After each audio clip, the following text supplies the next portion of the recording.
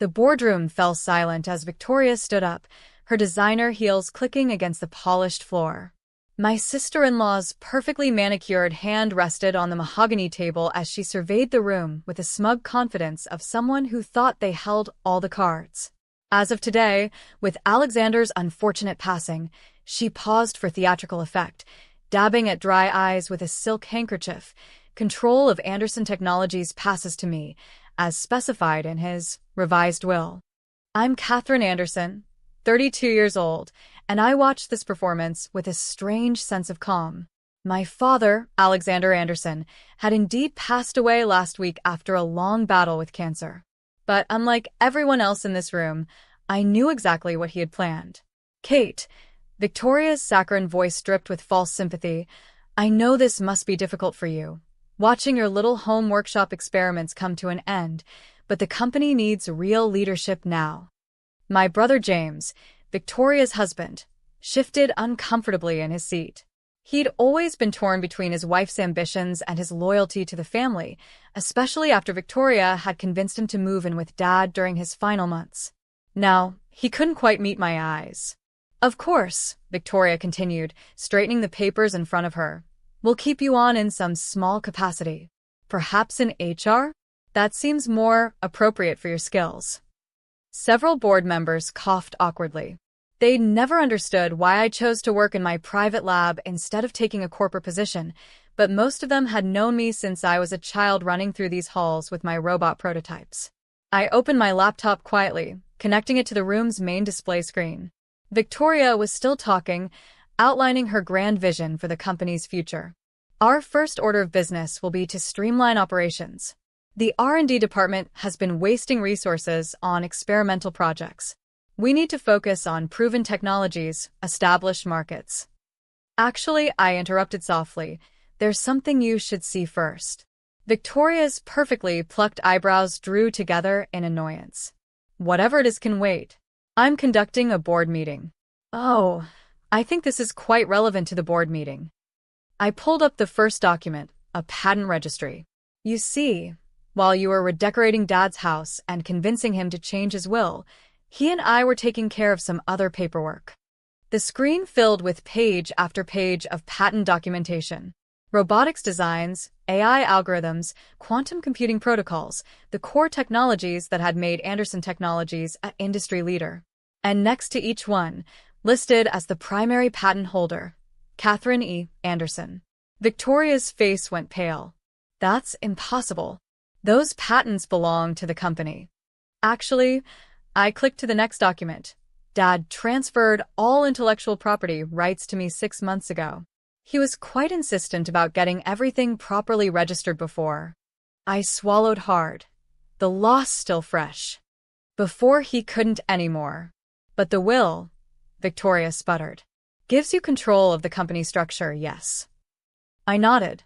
But a company is only as valuable as its intellectual property. And that, I gestured to the screen, belongs to me. The boardroom erupted in murmurs. Victoria's hands began to shake slightly as she shuffled through her papers, probably looking for some legal loophole. James, she hissed at my brother. Did you know about this? James finally met my eyes, and I saw a glimmer of the brother I'd grown up with. No, he said quietly, but I'm not surprised. Dad always said Kate was the true innovator in the family. I pulled up another document. I have here a proposal for the board's consideration. A new corporate structure that maintains the Anderson Technologies brand while properly compensating the patent holder, me, for the use of my intellectual property. You can't do this.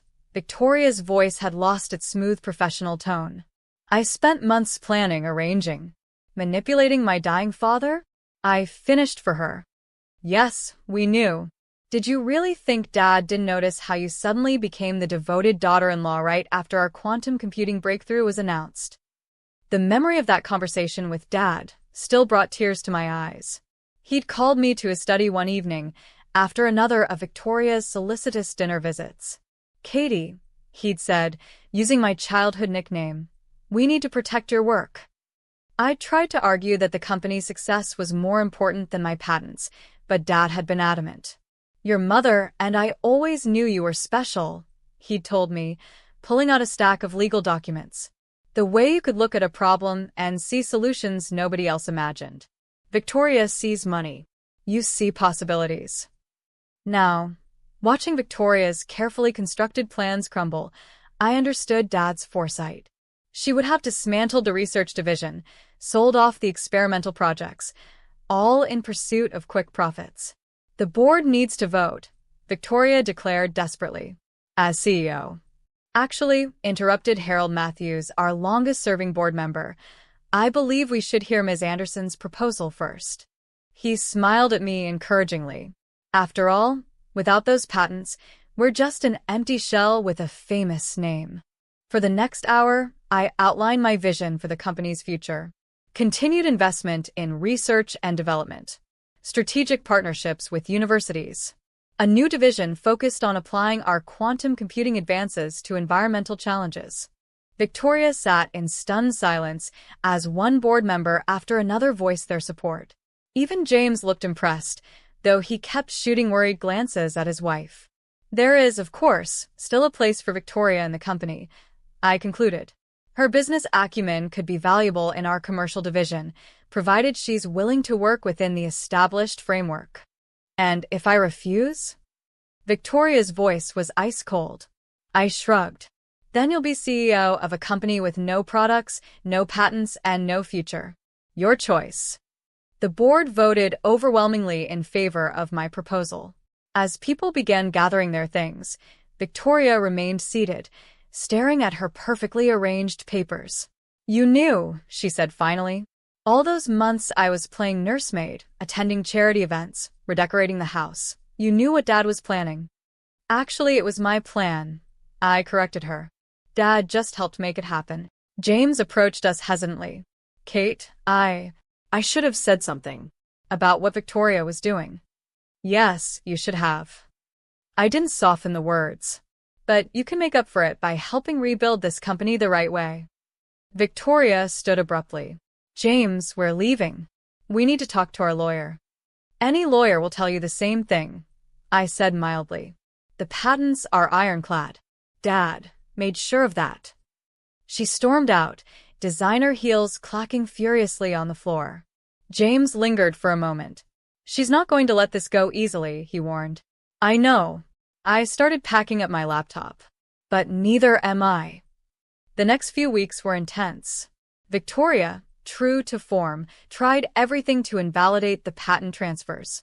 She claimed Dad had been mentally incompetent. She argued that as his primary caregiver, she had witnessed him express different wishes. She even suggested that I had somehow coerced or tricked him. None of it worked. Dad had been meticulous about documenting everything, including video recordings of his decisions and discussions with his doctors, confirming his mental clarity. The company's employees largely celebrated the change in leadership. Many had worried that Victoria's planned streamlining would mean layoffs and project cancellations. Instead, I announced increased funding for R&D and new initiatives to commercialize our more experimental technologies. James, to his credit, finally found his backbone. After a particularly vicious attempt by Victoria to smear my reputation in the press, he moved out of their house and into a small apartment. I should have seen it sooner, he told me over coffee one morning. The way she changed after the quantum computing announcement. How she suddenly became so interested in Dad's company affairs. Love can blind us, I said gently. Dad understood that. It's why he never blamed you. Did he? James hesitated. Did he say anything about me at the end? I pulled out my phone and played a video, one of many Dad had recorded in his final months. In it, he spoke directly to James. Son, I know you're struggling with divided loyalties. But remember what I taught you about integrity. It's not just about being honest with others. It's about being honest with yourself. When you're ready to remember that, your sister will help you find your way back. James wiped his eyes. He thought of everything, didn't he? We both did. I showed him another document. This is your new position in the company if you want it. Director of Sustainability Initiatives. Using our technology to help solve environmental challenges. It's what you always wanted to do before. Before Victoria convinced me to focus on practical business matters instead. James smiled sadly. You know she'll see this as you trying to turn me against her. She sees everything as a power play, I pointed out. That's why she never understood what Dad and I were really building here. Victoria's response to James's new role was predictable. She filed for divorce, claiming he had conspired with me to cut her out of her rightful inheritance. The evidence she presented was largely fabricated, and the divorce court saw through her attempts to claim a share of the company patents. 1 year after that fateful board meeting, Anderson Technologies had transformed. Our quantum computing research had led to breakthroughs in climate modeling. The robotics division was developing new tools for ocean cleanup. And our AI systems were helping other companies optimize their environmental impact. Victoria, last I heard, had moved to another city and was working as a business consultant. She still occasionally tries to challenge the patent arrangements, but each attempt is less convincing than the last. James thrived in his new role, his genuine passion for environmental causes earning him respect throughout the industry. He even started dating again, a marine biologist who collaborated with our ocean cleanup project. As for me, I split my time between the corporate offices and my little home workshop, as Victoria had dismissively called it. That workshop has now produced 15 new patents, each one pushing the boundaries of what technology can achieve. Dad's office remains exactly as he left it, although I did add one thing, a framed copy of the patent registry displayed prominently where he used to sit. Sometimes when I'm stuck on a particularly challenging problem, I go there to think. You saw what was coming, I tell his picture on the wall. You knew Victoria would try to take everything, so you made sure she couldn't take what really mattered. The company's success has exceeded even our optimistic projections. Our stock price has tripled, our research is cited in academic journals, and most importantly, we're making a real difference in the world. Last week, we hosted a technology showcase for local high school students. One girl, bright-eyed and full of questions, reminded me of myself at that age. She showed me her design for a new type of water filtration system. Everyone says I should focus on something more practical, she confided. Something with guaranteed success. I smiled and shared with her what Dad had told me long ago. True innovation isn't about guarantees. It's about seeing possibilities where others see problems. She's starting an internship with us next summer. The patent registry that caused such drama that day has grown considerably. Each new addition represents not just a technological advancement, but a vindication of Dad's faith in me. Victoria never understood that the real value of Anderson Technologies wasn't in its assets or stock price. It was in the ideas we developed and the problems we solved. James and I meet for dinner every Sunday now, rebuilding the sibling relationship that Victoria's influence had strained. Sometimes we talk about the old days, before ambition and greed complicated everything. More often, we talk about the future, the new projects we're developing, the challenges we're tackling. Dad would be proud, James said recently, watching a demonstration of our latest quantum computing application. He was always proud. I reminded him of both of us. He just wanted us to remember what really matters. The company's mission statement now hangs in every office. Innovation with integrity.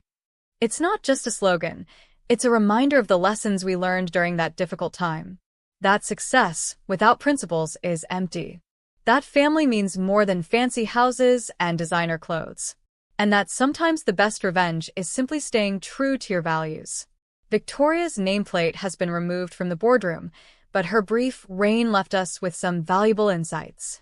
We've strengthened our corporate governance, improved our intellectual property protections, and created better systems for evaluating new initiatives. In a way, she did help modernize the company, just not in the way she intended. Dad's last gift to me wasn't just the patents or the company leadership. It was the understanding that true innovation requires both vision and values. Victoria saw the company as a path to wealth and status. I saw it as a way to make the world a little better through technology. In the end, that difference in vision made all the difference. Now, when I look out over the Anderson Technologies campus, I see more than buildings and laboratories. I see the legacy of a father who believed in his daughter's dreams, the redemption of a brother who found his way back to his true passions, and the triumph of innovation over greed. Not bad for a girl with a little home workshop. The patents that caused such drama that day are now framed in the company museum, along with Dad's original designs and my childhood robot prototypes. They tell a story not just of technological innovation, but of family, foresight, and the power of believing in possibilities. Victoria's carefully planned takeover taught us all a valuable lesson. True leadership isn't about control or power.